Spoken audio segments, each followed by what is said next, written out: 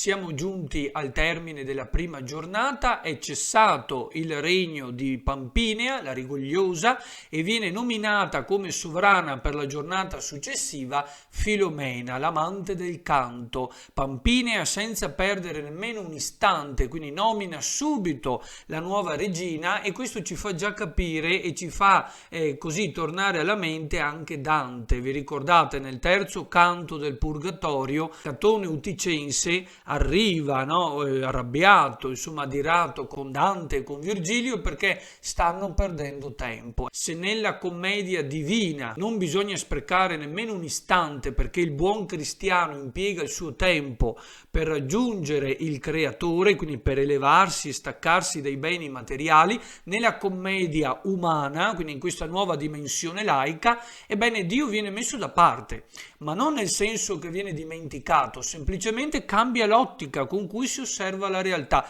Qui Dio non importa più, non bisogna perdere tempo, perché bisogna stabilire subito le regole e porre degli obiettivi, e la regola sarà che ogni giorno il sovrano o la sovrana sceglieranno un argomento sul quale poi tutti dovranno basarsi per raccontare la propria novella.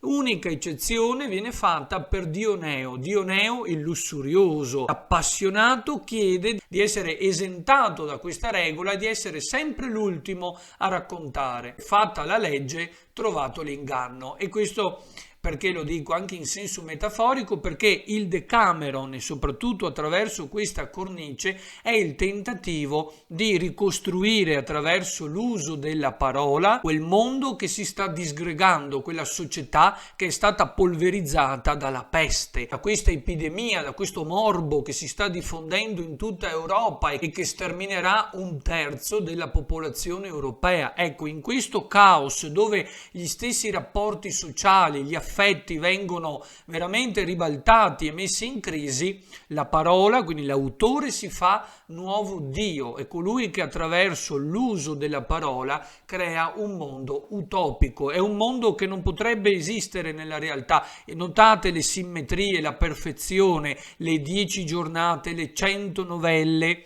i 3 giovani, le 7 ragazze, quindi i 10 della brigata, sono tutti numeri legati alla simbologia medievale, quindi è ancora un'ottica dantesca da questo punto di vista, pur essendo totalmente e interamente una commedia umana, perché ora il punto di vista è laico e non è più religioso, pur parlando anche di religione. Quindi è veramente un mondo che viene costruito, ma che è impensabile poterlo ricostruire, poterlo edificare nel mondo reale. Qui è il tentativo di fondare una civiltà basata sulla relazione, sul rispetto, sulla vita in comune e soprattutto sull'incontro con l'altro. I 10 giovani si chiudono nella villa di campagna nel contado assieme ai propri servi, quindi una certa gerarchia viene anche preservata. E notiamo anche il tentativo da parte di questi giovani, quando raccontano le novelle, anche di recuperare quel mondo nobiliare, colto, raffinato, costituito di elementi veramente importanti quali la nobiltà d'animo, la raffinatezza, l'eleganza, il buon gusto, che però stanno per essere perduti per sempre. Quindi si percepisce, Boccaccio lo sente, che ormai quel mondo nobiliare tanto amato e invidiato dai borghesi ormai sta per essere perduto da un lato, e dall'altro lato ci fa anche però capire che questa società nobiliare è un mondo chiuso e che non permette ai nuovi arrivati di accedervi, perché non sono nati nobili. Il rispetto delle regole, delle leggi, che ormai è andato perso, è bene provare a ricostruirlo. È il vano tentativo di ricostruire e di ripristinare l'ordine sociale. Queste regole, che nell'introduzione poi scopriremo, perché poi lo tratteremo più avanti, sono state perdute perché addirittura i padri non guardano più i propri figli, i figli denunciano i padri e non si guardano più in faccia perché temono la peste. Quindi la peste ha proprio distrutto le relazioni sociali, non è più una società inclusiva di ordine e soprattutto di giustizia, ma è il caos, è l'anarchia totale. Ognuno pensa soltanto a se stesso, quindi è stata l'epidemia ha trasformato la società in puro individualismo e in egoismo, quindi esattamente il contrario della società che anche noi oggi dovremo cercare di ricostruire, quindi una società sempre più inclusiva possibile. Quindi Boccaccio è veramente di un'attualità pazzesca. Le novelle all'interno della cornice non sono l'unico svago, perché ripeto, loro sono anche poi abituati a danzare, a suonare gli strumenti musicali, quindi hanno molte occasioni di svago, però la più importante resta il racconto. Quindi raccontare non soltanto salva la vita, la parola non è soltanto un modo per l'uomo di trarsi d'impaccio, quindi di fatto vedremo che la parola usata al momento opportuno diventa anche un mezzo di problem solving, perché possiamo risolvere determinati problemi o uscire da certe situazioni proprio grazie all'uso adeguato e accorto della parola. Però oltre a questo la parola diventa creatrice di mondi, quindi di questo mondo utopico, e soprattutto è anche un modo per poter ammazzare il tempo. La parola è la cura anche per un altro tipo di morte, che è la morte appunto psicologica, la morte interiore, la morte causata dalla noia, perché si annoiano. Cosa possono fare tutto il giorno? Anche noi che siamo chiusi in casa, come poter sopravvivere? Ecco, la letteratura, l'arte veramente salva la vita. La letteratura ci può far uscire dalla nostra noia e soprattutto dalla depressione, quindi è una cura d'anime, ci può veramente lenire lo spirito, ci può rinfrancare, può aiutarci a superare le difficoltà, come diceva anche lo stesso Seneca. Ecco, pertanto qui, come dice anche Filomena, si possono unire due elementi distinti. Avrebbe detto anche Orazio: le novelle, quindi l'arte del racconto, sono usati per miscere utile e dulci, quindi unire l'utile al dilettevole. Quindi da un lato mi diverto, quindi non dimentichiamo mai che lo scopo più importante della parola, del racconto, è proprio quello di trascorrere piacevolmente il tempo, quindi lo svago. Non dimentichiamo anche l'obiettivo di Boccaccio, quello di aiutare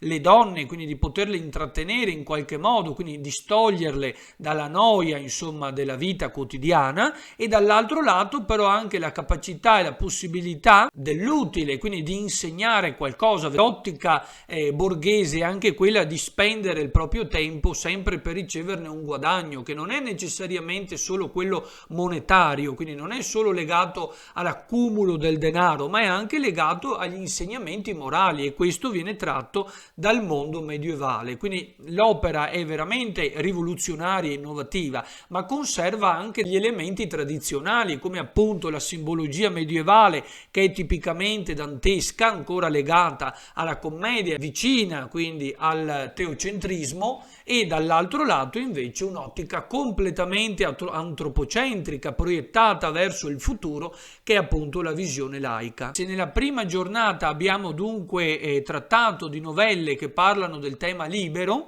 e che poi verrà riproposto ancora nella nona giornata, adesso, come ci dice Filomena, invece si passerà nella seconda giornata di colui che da diverse cose infestato sia, oltre alla sua speranza, riuscito a lieto fine. Quindi coloro che nonostante le difficoltà, nonostante quindi le avversità della vita, riusciranno poi a risolvere i loro problemi, anche grazie non soltanto dunque all'ingegno, l'industria che verrà poi celebrata nella terza giornata, ma anche per puro caso. Quindi nella seconda giornata la protagonista indiscussa sarà la fortuna, questa vox media. Per i latini era una vox media, cioè una voce media che non era né positiva né negativa. Attenzione, perché noi spesso facciamo confusione. Il loro concetto di fortuna non è il nostro concetto. Per noi la fortuna, un colpo di fortuna, significa essere stati fortunati, quindi aver ricevuto qualcosa di positivo. Possono succedere sia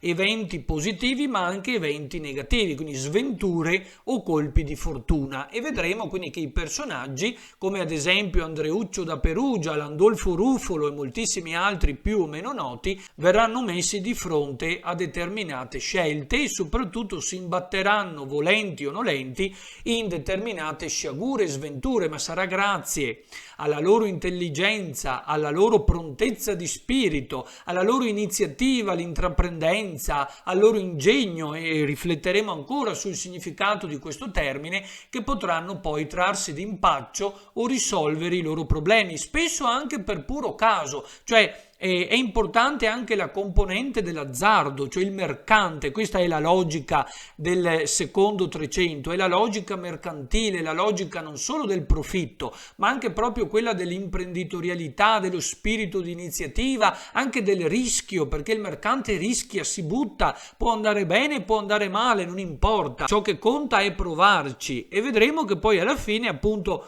questi personaggi riusciranno ad ottenere anche oltre la loro speranza, cioè cose impreviste. Quindi in questo caso è andata bene, ma non è più merito di Dio, non è più il buon cristiano che rispettando le regole poi viene premiato, è un puro caso. Quindi non soltanto vedremo il caso, la sorte, che è la nuova protagonista che domina il mondo, questa forza oscura che sembra reggere proprio le fondamenta stesse della terra, ma dall'altro lato abbiamo anche un'altra forza naturale che spinge l'uomo ad agire, ed è la natura, quindi l'impulso naturale, la necessità, i nostri bisogni primari, i nostri stimoli interiori. Quindi abbiamo queste due nuove forze che guidano tutto l'agire dell'uomo: la fortuna, che è esterna all'uomo e su cui discuteranno moltissimi altri autori, pensiamo a Machiavelli, a Guicciardini. Quale percentuale influisce su di me la fortuna? Al 50, al 75%, al 20%?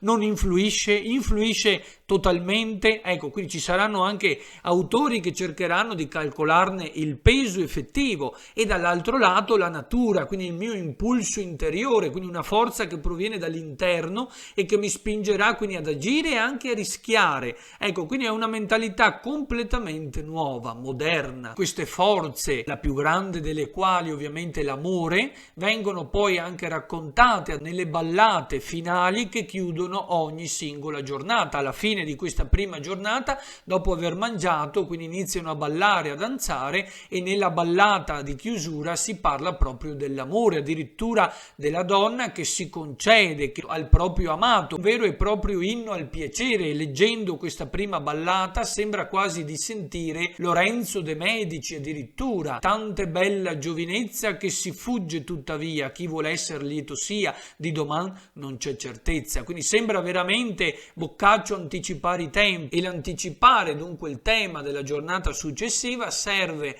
al nuovo sovrano, alla nuova regina, proprio per permettere a tutti di pensare a una nuova novella da raccontare. Poi vedremo che Boccaccio in realtà non ha creato la cornice subito, in realtà aveva scritto molte novelle così a gruppi, poi gli venne l'idea di raccoglierle tutte insieme e quindi creare un vero e proprio raccoglitore, che è appunto il Decameron, e per poterlo fare dunque introdusse una cornice proprio per legare insieme queste storie che altrimenti sarebbero state scritte e lasciate così a gruppi separati, magari senza senso. Quel tentativo dunque di ricostruire quell'ordine sociale che è stato stravolto dalla peste, quindi dal morbo, adesso è soltanto una pura utopia. Già Dioneo tenta di rompere questa tradizione, quindi già qui ci fa capire che l'uomo, per quanto tenti di costruire un mondo giusto con le sue regole, poi trova sempre la scappatoia, no? Fatta la legge, trovato l'inganno. Quindi non riesce, proprio il tentativo di ripristinare un ordine